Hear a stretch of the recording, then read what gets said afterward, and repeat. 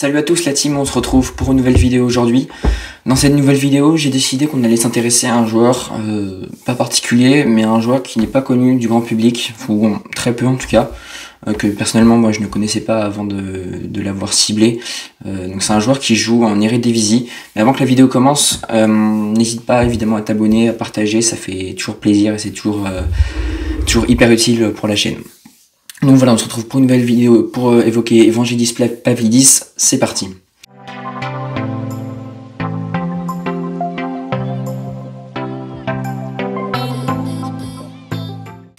Donc Evangelis Pavlidis, tout d'abord, c'est un joueur en avant-centre, numéro 9, qui évolue à l'AZ Alkmaar.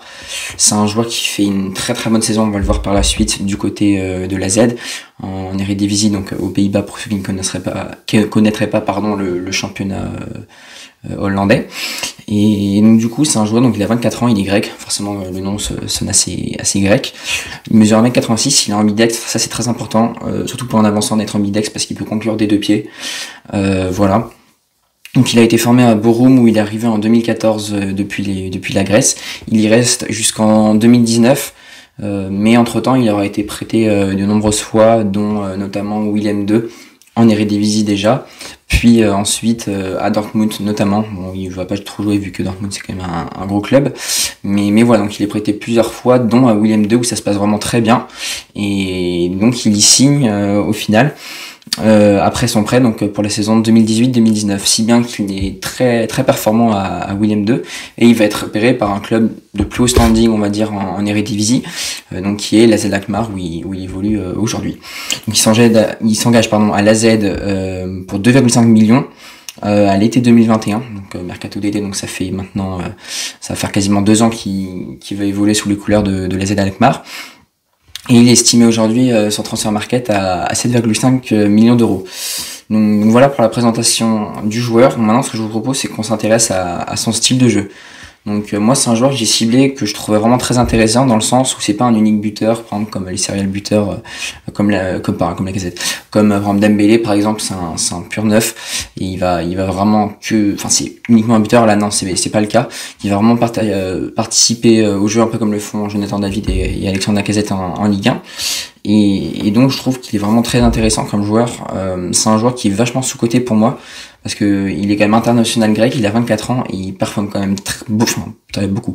Il performe beaucoup en Eredivisie, et donc ses points forts, je dirais, c'est son impact sur le jeu. Il a un très bon jeu de corps, un peu comme les joueurs physiques ont, donc comme Dembélé. C'est quand même un grand gabarit, 1m86, donc c'est quand même très important pour un avançant, comme pour notamment son jeu de tête. Donc évidemment pour tout ce qui est duel aérien, il est très bon. Son jeu de tête, il est correct, on va dire. C'est pas son atout principal, mais voilà, il s'est évidemment marqué de la tête, donc il participe au jeu, donc ça voilà, en décrochant pas mal.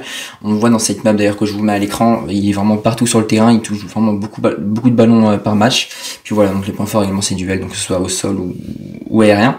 Et puis ses points faibles, je dirais, c'est son temps d'adaptation au club, aux différents clubs dans lesquels il est passé. À l'AZ Alkmaar, il a eu quand même besoin de 6 bons mois pour s'adapter. Là il est vraiment hyper performant, avec 22 matchs, et donc, dans ces 22 matchs, 16 buts et 9 passes décisives, donc c'est plus d'une fois décisif tous les matchs, donc c'est quand même de très bonnes stats pour l'instant, lors de cette saison.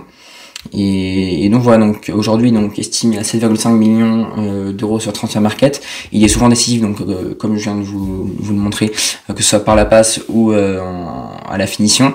Et c'est vrai qu'également il est mis dans de très bonnes dispositions, avec Jesper Karlsson sur le côté gauche et Jens Odegaard, je crois, si je dis pas de bêtises, côté droit. Donc c'est vrai, ça c'est un trio qui fonctionne vraiment très bien, et l'AZ Alkmaar est d'ailleurs deuxième d'Eredivisie derrière Feyenoord qui est leader, et l'Ajax qui est troisième. Donc voilà pour le style de jeu du joueur. Voilà, une vidéo assez courte comme d'habitude pour les présentations de joueurs. Puis maintenant, intéressons-nous à son avenir. Donc c'est vrai que il est en contrat jusqu'en 2025 du côté de l'AZ. Donc cet été, il n'aura plus que 2 ans de contrat. Donc c'est vrai qu'il y a beaucoup de clubs, je pense, qui viendront s'intéresser à lui. D'autant plus qu'il est international grec. Bon, vous allez me dire, en Grèce, il n'y a pas un niveau de fou, mais oui, mais il est quand même en Grèce, international grec et titulaire. Donc c'est quand même pas négligeable. Et donc je pense que par exemple pour un club de Ligue 1 comme Lille qui a amené à perdre Jonathan David cet été, ça pourrait être une très bonne recrue. Pourquoi pas l'OL également avec le départ de Moussa Dembélé pour le remplacer, même si ça semble être Amin Sarr qui soit désigné pour le remplacer. Puis également pourquoi pas le championnat allemand qui ressemble quand même pas mal au championnat hollandais, avec pourquoi pas le remplacer Marcus Thuram qui va partir potentiellement du Borussia Mönchengladbach.